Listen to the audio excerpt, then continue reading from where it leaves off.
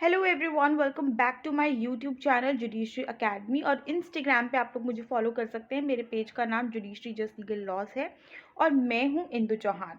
और आज की इस वीडियो में हम लोग हमारे ज्यूरिस्प्रूडेंस सब्जेक्ट के बारे में बात करने वाले हैं। उसका एक टॉपिक जो पहले डिस्कस कर चुके हैं, पहले वीडियो आ चुका है, ये सेकेंड वीडियो है। इसके अंदर आज जो टॉपिक डिस्कस करेंगे वो है स्कूल्स ऑफ ज्यूरिस्प्रूडेंस। ठीक है, उसमें भी एक स्कूल को डिस्कस करेंगे, एनालिटिकल स्कूल। और इस स्कूल का भी हम केवल एक एक्सपोनेंट डिस्कस करेंगे, वो है बेंथम। ठीक है, सो आपको ज़्यादा दिमाग लगाने की ज़रूरत नहीं, जैसे जैसे पढ़ा रहे हैं बिल्कुल वैसे वैसे पढ़ो। ठीक है, मैं इसकी प्लेलिस्ट बना दूंगी तो आपको ज़्यादा इशू नहीं आएगा वीडियोस ढूंढने के अंदर। लेकिन ये पहला वीडियो है इसलिए अभी तो कोई टेंशन है नहीं, क्योंकि जो है वही पढ़ना है। ठीक है, सो सबसे पहले बात करते हैं स्कूल्स ऑफ ज्यूरिस्प्रूडेंस। ये स्कूल्स क्या हैं? बेसिकली बहुत सारे ज्यूरिस्ट थे जिनका लॉ के ऊपर अपना अपना एक थॉट था, उनकी एक अपनी अपनी थियोरी थी। तो इन थियोरीज को, इन थॉट्स को इन्होंने क्या किया, इन स्कूल्स के अंदर डिवाइड कर दिया। ठीक है, उनमें से एक जो स्कूल, अब इनके अगर कॉमन, जहाँ पे लोग इनके कॉमन थॉट्स होते थे उनका एक स्कूल बना दिया। जहाँ पे और डिफरेंट थॉट्स थे लेकिन कॉमन थे उन लोगों में, उन जूरिस्ट में, तो उनका एक डिफरेंट स्कूल हो गया। जैसे हिस्टोरिकल स्कूल है, ये सब हो गए। ठीक है, एथिकल स्कूल्स हैं। तो उसमें से आज पहला स्कूल हम लोग पढ़ने वाले हैं वो है एनालिटिकल स्कूल। एनालिटिकल स्कूल क्या है? बेसिकली ये ज्यूरिस्प्रूडेंस का वो स्कूल है जो कि डील करता है प्रेजेंट लॉ से, यानी कि जो लॉज आज की डेट में कैसा है, क्या है, ये उसके बारे में बात करता है। ठीक है, लॉ को कैसे एनालाइज करेगा? जैसे वो हैं, जैसा उनका एग्जिस्टेंस है, ये उसी तरीके से लॉ को एनालाइज करता है। ठीक है, बहुत क्लियरली यहाँ पे दोनों चीज़ें लिखी हैं मैंने, दोनों पॉइंट्स को, you can read it out. अब बात करते हैं, इस एनालिटिकल स्कूल को तीन और नाम से जाना जाता है। सबसे पहला नाम तो है इम्पैरेटिव स्कूल, यानी एनालिटिकल स्कूल को हम इम्पैरेटिव स्कूल भी कहते हैं। लेकिन क्यों कहते हैं? क्योंकि ये कहता है कि जो लॉ है वो सॉवरेन का कमांड है। बेसिकली अगर बात करें कि जो गवर्नमेंट है, जो हमारी अथॉरिटीज़ हैं, जो लॉ बनाती है, लेजिस्लेचर है जो लॉज बनाती है, तो वो क्या है? सॉवरेन है। उन्होंने लॉज के थ्रू कमांड देती है कि आप ऐसा कीजिए। तो इन्होंने क्या कहा कि लॉ जो है वो सॉवरेन का कमांड है, इसीलिए इसे इम्पैरेटिव स्कूल कहा जाता है। दूसरा, इसको पॉजिटिव स्कूल भी कहा जाता है। क्यों कहा जाता है? क्योंकि ना तो इसको पास्ट लॉज से कोई मतलब होता है, ना फ्यूचर लॉज से कोई मतलब है। अगर इस स्कूल की बात करें तो केवल प्रेजेंट लॉज के ऊपर फोकस रखती है, और यही रीज़न है कि इसे पॉजिटिव स्कूल कहा जाता है। ठीक है, दूसरा, इसे लास्टली इसे ऑस्टिन स्कूल कहा जाता है। क्यों? क्योंकि इसमें ऑस्टिन का बहुत बड़ा कंट्रीब्यूशन है, उनका बहुत बड़ा रोल है, इसलिए एक इसे ऑस्टिन स्कूल भी कहा जाता है। ठीक है, अगर अब हम बात करें अब एनालिटिकल स्कूल में बहुत सारे जूरिस्ट थे जिन्होंने अपने अपने थॉट्स दिए। तो ये चार एक्सपोनेंट्स हैं जो हम लोगों को डिस्कस करने हैं, बेंथम, जॉन ऑस्टिन, एच.एल.ए. हार्ट और कैल्सन। ठीक है, एक एक करके एक एक वीडियो में एक एक एक्सपोनेंट, एक एक जूरिस्ट को डिस्कस करेंगे। आज के इस वीडियो में हम लोग बात करेंगे केवल केवल बेंथम की। ठीक है, अब जो भी हम बेंथम के बारे में पढ़ेंगे उनको मैंने इन चार चीज़ों में डिवाइड किया है आपकी अंडरस्टैंडिंग के लिए। सबसे पहला कि लॉ जूरिस्प्रूडेंस को इन्होंने, जूरिस्प्रूडेंस के बारे में इन्होंने क्या कहा। सेकंड, लॉ के बारे में इनका क्या कहना था। इन्होंने नेचुरल लॉ की थ्योरी को रिजेक्ट किया, क्यों किया। बेंथम की यूटिलिटी की जो प्रिंसिपल था, यूटिलरिज्म का जो प्रिंसिपल था, ये जो थ्योरी थी ये क्या थी, इसके बेसिस के थ्रू वो लोग क्या कहना चाहते थे, ये देखेंगे। और लास्टली जो यहाँ पे मेंशन नहीं है वो है हम लोग बेंथम का क्रिटिसिज्म देखेंगे। ठीक है, तो चलिए आगे शुरू करते हैं। ओके, अब आगे बढ़ने से पहले एमसीक्यू से रिलेटेड हम लोग ये तीन चीज़ें देख लेते हैं जो मोस्टली एमसीक्यू में पूछा जाता है। ठीक है, father of analytical school is John Austin, founder of analytical school is Jeremy Bentham, and word positivism, क्योंकि इस स्कूल को पॉजिटिव स्कूल कहा जाता है, इसलिए जो वर्ड था वो हमें किसने दिया था? ऑगस्ट कॉम्टे ने दिया था। ठीक है, अब बात करेंगे जेरेमी बेंथम की। इनके थॉट्स को डिस्कस करने से पहले इनके बारे में कुछ जानते हैं। ठीक है, इनका बर्थ हुआ लंदन के अंदर 1780 के अंदर। सेकेंडली, इन्होंने लॉ किया, ये लॉयर थे, लेकिन इन्होंने कभी भी उस चीज़ को प्रैक्टिस नहीं किया। हम इन्हें सोशल रिफॉर्मर के नाम से जानते हैं, एज अ जूरिस्ट जानते हैं, एज अ लॉ रिफॉर्मर जानते हैं। ठीक है, अब इनका जो कंट्रीब्यूशन था इंग्लिश लॉज को रिफॉर्म करने में, इंग्लिश लॉज को लाने में, तो वो कंट्रीब्यूशन को हम दो तरीके से डिफाइन कर सकते हैं। ठीक है, सबसे पहला तो ये कि इन्होंने उन प्रिंसिपल्स को डिफाइन किया जिनके बेस पे रिफॉर्म्स किए जाएं, सबसे पहली चीज़। दूसरा, उन्होंने वो मेथड्स भी बताए कि जिनके थ्रू आप रिफॉर्म कर सकते हैं। ठीक है, इंग्लैंड में वो रिफॉर्म उन्हीं मेथड से किए गए। क्या समझाया मैंने? सबसे पहली चीज़ कि ये लंदन में बॉर्न हुए 1718 में, ये लॉयर थे लेकिन इन्होंने कभी भी प्रैक्टिस नहीं की।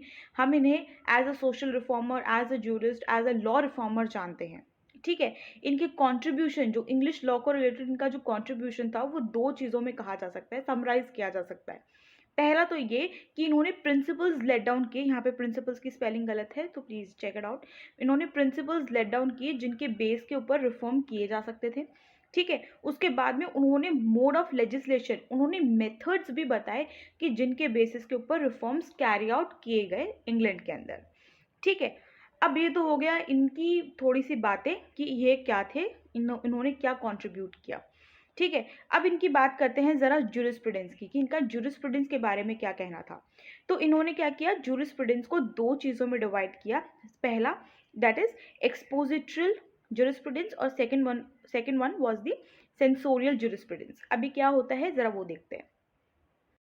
अब सबसे पहले एक्सपोजिटरल जूरिस्प्रूडेंस, ये कौन सा जूरिस्प्रूडेंस था, ये इनका कंसर्न किससे था, इनका लॉ एज इट इज, यानी कि जैसा का लॉ है वैसा का वैसा, इन्हें मॉरल और इमोरल कैरेक्टर से कोई फर्क नहीं पड़ता था। यानी कि कोई लॉ किसी के लिए कितना अच्छा है या किसी के लिए कितना गलत है, उन्हें उस चीज़ से कोई फ़र्क नहीं पड़ता, मॉरल इमोरल से डजेंट मैटर एट ऑल, जैसा लॉ है ये उसी चीज़ से मतलब रखते थे, ठीक है। दूसरा था सेंसोरियल जूरिस्प्रूडेंस, इसमें इन्होंने साइंस और लेजिस्लेशन से कंसर्न था, ये लॉ कैसा होना चाहिए उसकी बात करता है, ठीक है। तो एक्सपोजिटरल जूरिस्प्रूडेंस किसकी बात करता है, लॉ जैसा है बिल्कुल वैसा ही, मॉरल और इमोरल कैरेक्टर को जानने की कि क्या सही है क्या गलत ये देखने की ज़रूरत नहीं है। लेकिन सेंसोरियल जूरिस्प्रूडेंस के अंदर ये लॉ कैसा होना चाहिए, ऑट टू बी, उस चीज़ की बात करते हैं, ठीक है। तो ये तो था इनका जूरिस्प्रूडेंस को लेकर कहना, इन्होंने जूरिस्प्रूडेंस को दो चीज़ों में डिवाइड किया जेरेमी बेंथम ने। अब हम बात करते हैं, ओके सो अब तक हमने क्या देखा कि जेरेमी बेंथम का जूरिस्प्रूडेंस को क्या लेके टेक है, हम लोगों ने वो देखा। अब हम बात करते हैं कि लॉ क्या चीज़ है अकॉर्डिंग टू जेरेमी बेंथम, ठीक है। अब इन्होंने कहा, बेंथम ने कहा कि जो लॉ है वो है an assemblage of science declarative of violation conceived और adopted by sovereign in a state. कहने का मतलब ये, इट इज़ लॉ क्या है, assemblage of science, assemblage of instructions, ठीक है। यानी कि सॉवरेन के इंस्ट्रक्शंस हैं, साइंस हैं, जिनसे वो क्या करता है, जो स्टेट है उसे गवर्न करता है। तो लॉज क्या हो गए, बेसिकली इंस्ट्रक्शंस हैं सॉवरेन के, क्या तो वो खुद बनाता है यानी कि सॉवरेन खुद वो लॉज बनाता है, या फिर कहीं और से अडॉप्ट करता है, मान लीजिए दूसरे सॉवरेन से अडॉप्ट करते हैं, जैसे कि हमारी कॉन्स्टिट्यूशन की बहुत सारी चीज़ें हैं जो हमने दूसरे कॉन्स्टिट्यूशन से अडॉप्ट की है। सो सिमिलरली इन्होंने क्या कहा कि जो लॉ है वो assemblage of instructions, assemblage of science है, जिसके थ्रू सॉवरेन जो है वो क्या करता है, प्राइवेट इंडिविजुअल्स को गवर्न करता है उन लॉज के थ्रू, उन इंस्ट्रक्शंस के थ्रू। और यही जो इंस्ट्रक्शंस हैं क्या तो वो खुद बनाते हैं, इन लॉज को खुद बनाते हैं, या फिर दूसरे सॉवरेन से उसे अडॉप्ट करते हैं, ठीक है। It is concerned with the conduct to be observed in certain cases by certain person or class of persons, यानी कि किनके कंडक्ट को ये लोग कंट्रोल करते हैं या ऑब्जर्व करते हैं, वो हैं द प्राइवेट इंडिविजुअल्स और द पर्सन्स जिन्हें इसके थ्रू कंट्रोल किया जाता है या इंस्ट्रक्ट किया जाता है, ठीक है। अब बात करते हैं, अगर हम इसको सिंपल भाषा में कहें कि what is law according to Bentham, तो law is a will of sovereign, यानी कि ये क्या है, सॉवरेन का विल है जिससे वो रेगुलेट करते हैं the conduct of the people to which it applies, यानी कि जिन पे ये लॉज अप्लाई होते हैं उनके बिहेवियर को, उनके कंडक्ट को रेगुलेट करते हैं थ्रू दिस लॉ। तो ये लॉ क्या है, विल ऑफ सॉवरेन है। तो ये बात तो कही जेरेमी बेंथम ने, उनके अकॉर्डिंग लॉ क्या होता है वो मैंने आपको जिस्ट में समझा दिया है, ठीक है। अब नेक्स्ट क्या चीज़ है, दैट इज़ बेंथम ने जो है वो नेचुरल लॉ की थ्योरी जो थी वो रिजेक्ट कर दी थी। नेचुरल लॉ की थ्योरी क्या थी कि उन्होंने प्लेजर और पेन पे ध्यान दिया, कि मतलब गवर्नमेंट की क्या जॉब है कि आप प्लेजर जो है, एक प्राइवेट इंडिविजुअल है उसका प्लेजर, उसका जो गुड है उसको बढ़ाना है, उसके प्लेजर को बढ़ाना है और उसके पेन को कम करना है। यानी कि बेसिकली इनकी जो थ्योरी बेस थी वो गुड और बैड चीज़ पे बेस थी, जो खुद ही डिफाइन कर देती है कि क्या उस इंसान को करना चाहिए जो उसके लिए सही है और क्या गलत है, उस बारे में बात करी। लेकिन बेंथम ने इस थ्योरी को रिजेक्ट किया और ये कहा कि ये एक फ्रेज़ है, इट डजेंट मैटर, ठीक है। लेकिन लास्ट में आते हुए जो इनकी जो थ्योरी ऑफ यूटिलिटी थी वो भी इसी चीज़ के ऊपर बेस्ड थी, लेकिन शुरू में इन्होंने नेचुरल लॉ की थ्योरी को क्या किया, कंप्लीटली रिजेक्ट किया। ठीक है। अब he was a critic to the natural law theory and called it nothing but a phrase. उन्होंने कहा कि ये कुछ भी नहीं, बस एक फ्रेज है। He called the Blackstonian natural rights as a shield, a nonsense upon stilts. He said that nature has placed mankind into two sovereigns, pain and pleasure. क्योंकि किसकी बात कर रहे थे ये लोग, सिर्फ पेन और प्लेजर की। According to Bentham, law could be upheld which promote four goals. अब इन्होंने क्या कहा, बेंथम ने कहा कि लॉ वही है जो इन 4 गोल्स को फुलफिल करे, इन 4 गोल्स को प्रमोट करे। पहला, subsistence, abundance, equality and security. ठीक है। इन 4 चीज़ों को अगर कोई भी लॉ जो प्रमोट करता है, जस्टिफाई करता है, तो वही उनके अकॉर्डिंग क्या था, लॉ था। अब आगे बेंथम ने क्या किया, जो लॉ के बारे में उन्होंने 8 एस्पेक्ट्स दिए कि जो लॉ है वो इन 8 एस्पेक्ट्स के ऊपर क्या होना चाहिए, बेस्ड होना चाहिए। सबसे पहला, सोर्स ऑफ लॉ, कहाँ से आता है लॉ, दैट इज सॉवरेन, वो क्या है, विल ऑफ सॉवरेन है। सब्जेक्ट्स किस पे अप्लाई होता है, किसी पर्सन और थिंग पे अप्लाई होगा। ऑब्जेक्ट, उसका एक्ट, सिचुएशंस, फोरबियरेंस कैसा है, उसका मेन ऑब्जेक्ट क्या है लॉ का, उस चीज़ के ऊपर बेस्ड होना चाहिए। एक्सटेंड, ये कौन कौन से एरियाज को कवर करेगा वो law. Aspects, that is directive और सेंक्शनल, उसका एस्पेक्ट क्या है, क्या वो डायरेक्शन, वो लॉ डायरेक्शन दे रहा है या फिर किसी को सैंक्शन यानी किसी को पनिशमेंट दे रहा है, वो चीज़ हो गई। आगे के एस्पेक्ट्स क्या हैं, next is the force and sanction, यानी कि आप उस लॉ के थ्रू किसी के ऊपर फोर्स डाल रहे हो to do the certain thing, या फिर किसी को सैंक्शन, अगेन पनिशमेंट, आपने किसी को उस लॉ के थ्रू पनिशमेंट करवाया है, वो चीज़ हो गई। देन रेमेडियल, कुछ लॉज ऐसे होते हैं जो आपको रेमेडी देते हैं किसी चीज़ से रिलेटेड, चाहे कोई भी क्राइम हो, चाहे कोई भी वायलेशन हो, तो कुछ लॉज क्या होते हैं, कुछ लॉज क्या होते हैं, रेमेडी के पर्पज से होते हैं। Lastly expression, the manner in which the will of sovereign are made known, यानी कि किस किस एक्सप्रेशन के थ्रू सॉवरेन ने उस लॉ को लिखा है, उस लॉ को लेकर आए हैं। तो ये 8 एस्पेक्ट्स जो थे वो जेरेमी बेंथम ने दिए एक लॉ को लेकर, कि जो लॉ है वो इन 8 एस्पेक्ट्स के ऊपर क्या होता है, बेस्ड होता है। ठीक है। सो अभी तक हमने क्या कहा, पहली बात तो इन्होंने नेचुरल लॉ की थ्योरी जो थी वो रिजेक्ट करी, क्योंकि वो पेन और प्लेजर के ऊपर बेस्ड थी। उन्होंने कहा कि ये केवल डिफाइन करता है कि क्या इंसान को करना चाहिए और क्या नहीं करना चाहिए। ठीक है। लेकिन बाद में इनकी जो थ्योरी थी वो इसी प्रिंसिपल पे based I.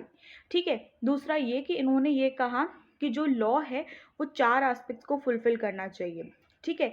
Subsistence, abundance, equality and security. ठीक है। फिर उन्होंने कहा कि जो लॉ है वो 8 एस्पेक्ट्स पे बेस्ड होना चाहिए, और वो 8 एस्पेक्ट्स हमने डिस्कस कर लिए। ठीक है। अब हम बात करते हैं बेंथम की नेक्स्ट यूटिलिटी थ्योरी के ऊपर। ठीक है, कि बेंथम की यूटिलियरिज्म थ्योरी क्या थी। ये सबसे इम्पॉर्टेंट चीज़ है कि बहुत ही तरीके से हम लोग समझेंगे कि इनका क्या टेक था, इनका प्रिंसिपल ऑफ यूटिलिटी क्या था, इन्होंने अपनी थ्योरी में क्या कहा। सो ही प्रपाउंडेड द प्रिंसिपल ऑफ यूटिलियरिज्म।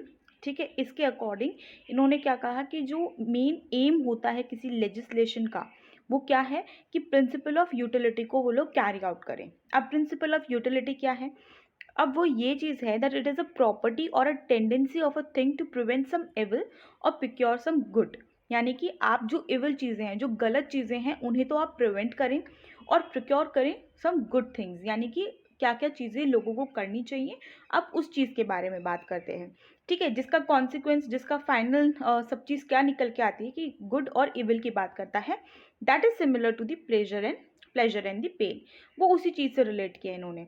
इन्होंने ये भी कहा कि एक लॉ का प्रॉपर एंड क्या होगा, मतलब कि एक लॉ बनाया है आपने तो उसका मेन मकसद क्या है, उनका प्रिंसिपल क्या था कि आप उस लॉ से ज़्यादा लोगों को खुश कर सकें, greatest happiness of greatest number, यानी कि सबसे ज़्यादा खुश कर सकें ज़्यादा से ज़्यादा लोगों को। फॉर एन एग्जाम्पल, मान लीजिए किसी एक पर्टिकुलर कॉलोनी के अंदर है, कहीं पे चोरी होती है। ठीक है। तो मान लीजिए जो विक्टिम है, जिसके घर में चोरी हुई है, केवल वही इफेक्टेड नहीं है, आसपास की सोसाइटी वाले भी इफेक्टेड होते हैं कि यार उनके सामान का क्या, उनके घर में चोरी हो सकती है। तो अगर अब कोई गवर्नमेंट लॉ बनाती है, कोई भी सॉवरेन लॉ बनाती है, तो वो लॉ क्या करेगा, वो सब लोगों को हैप्पीनेस देगा, सब लोगों को सिक्योर फील कराएगा, ज़्यादा से ज़्यादा लोगों को सिक्योर फील कराएगा। तो प्रिंसिपल ऑफ यूटिलिटी किस चीज़ पे बेस्ड है, that is the greatest happiness of greatest number, यानी कि ज़्यादा से ज़्यादा लोगों को खुशी देना। ठीक है, that is the principle of utility. अब इसके अकॉर्डिंग बेंथम के अकॉर्डिंग गवर्नमेंट का क्या टास्क रहेगा, to promote the happiness of society by furthering the enjoyment of pleasure and affording the security against pain। यानी कि आप लोगों को क्या करें, एक सिक्योरिटी दें, सोसाइटी को हैप्पीनेस दें, उनको प्लेजर फील करवाएं, उनके लिए ऐसे लॉज बने और उनका जो पेन है उसके अगेंस्ट सिक्योरिटी दें। ठीक है, फिर बात करी इन्होंने बेंथम ने कहा कि जो लॉज हैं उन्हें कॉडिफाइड करें। जजमेंट, जो जजेस बेस्ड लॉज थे ये उनके ऊपर बिलीव नहीं करते थे, जज मेड लॉज के ऊपर ये अगेंस्ट थे। दो वो चीज़ आगे जाके आज की अगर हम बात करते हैं सोसाइटी की, या फिर एक आज की एरा की बात करते हैं, तो वहाँ पे जज मेड लॉज का उतना ही इम्पोर्टेंस भी है और नेसेसरी भी है। ठीक है, लेकिन बेंथम जो थे वो केवल कॉडिफिकेशन पे बिलीव रखते थे और जज मेड लॉज पे उन्हें बिलीव नहीं था। ठीक है, और उनका कंट्रीब्यूशन इतना इतना ज़्यादा महान था या इतना ज़्यादा ग्रेट था कि उनकी जिस टाइम तक वो थे उस एरा को क्या कहा जाता था, दी बेंथमाइट एरा। अब चलो, आपने एक यूटिलिटी की थ्योरी प्रिंसिपल दे दिया कि ज़्यादा से ज़्यादा लोगों को खुशी दें, ये आपकी प्रिंसिपल ऑफ यूटिलिटी है, गवर्नमेंट को क्या करना चाहिए आपने ये बता दिया। लेकिन कैसे मेजर करें कि किस चीज़ से लोगों को ज़्यादा से ज़्यादा खुशी मिलेगी, ये कैसे डिटरमाइन किया जाए। तो उसके लिए उन्होंने एक यूटिलिटेरियन कैलकुलस बनाया। इन्होंने 4 फैक्टर्स दिए कि जिसके थ्रू आप लोगों की उनकी प्लेजर और पेन की क्वांटिटी को मेजर कर सकते थे। और वो क्या फैक्टर्स थे, intensity, duration, certainty, nearness, vicinity, sorry pronounce कर लीजिएगा, मेरे को थोड़ा सा प्रॉब्लम है इसको प्रोनाउंस करने में, देन प्योरिटी एंड एक्सटेंट। ठीक है, तो ये 7 फैक्टर्स दिए जो हम लोग, जिसे हम क्या कहते हैं, यूटिलिटेरियन कैलकुलस। इसके थ्रू आप लोगों का प्लेजर एंड पेन को डिटरमाइन कर सकते थे, और ये कैलकुलस भी किसने दिया हमें, मिस्टर बेंथम ने दिया।